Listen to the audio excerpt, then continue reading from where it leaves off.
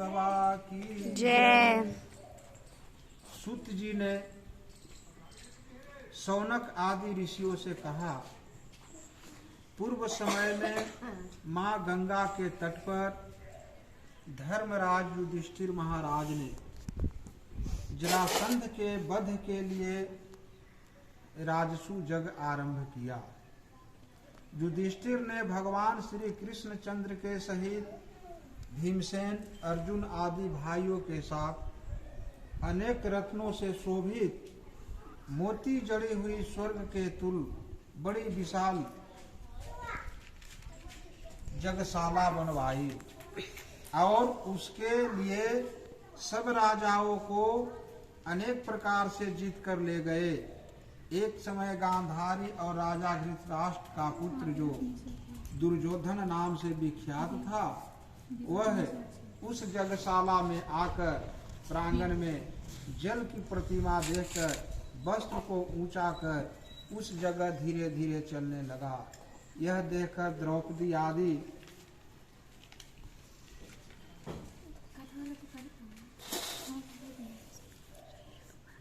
स्त्रियां हंसने लगी और दुर्योधन आगे जल को भूमि जाकर उसमें गिर गया।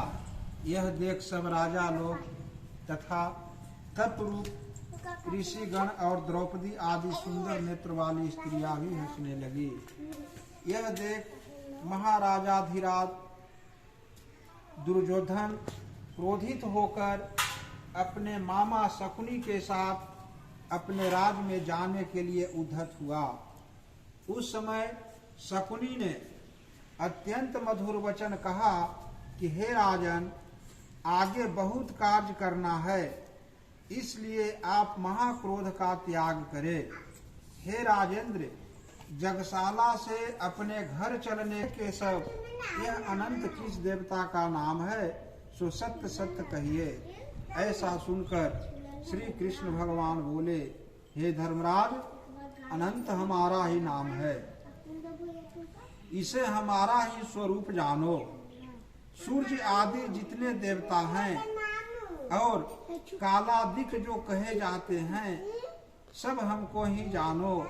और कला, काष्ठ, मुहूर्त आदि दिन रात्रि तथा यह सब जितने शरीरवान प्राणी हैं तथा पक्ष, मास, ऋतु, वर्ष, युग और कालादि की व्यवस्था सब मुझी को जानो। यह जो मैंने कालादि कहा है वह इस अनंत नाम से प्रसिद्ध है। वही मैं भूमि का भार अल्प करने के लिए इस समय कृष्ण नाम से अवतरित हूँ। दानवों को नाश तथा साधु पुरुषों की रक्षा के लिए निमित्त मुझे वसुदेव के कुल में भी उत्पन्न जानो। आदि अंत मध्य जिसका नहीं है, ऐसे कृष्ण, विष्णु, शिव, वैकुंठ, सूर्य, चंद्र सर्वत्र व्याप्त ईश्वर मुझको जानो।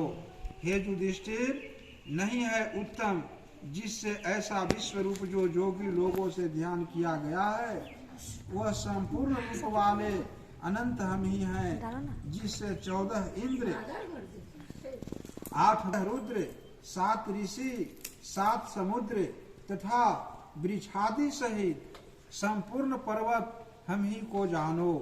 और 27 नक्षत्र, 10 दिशाएं, पृथ्वी, 7 पाताल तथा भूर्भु आदि 7 स्वर्ग, यह सब हम ही हैं।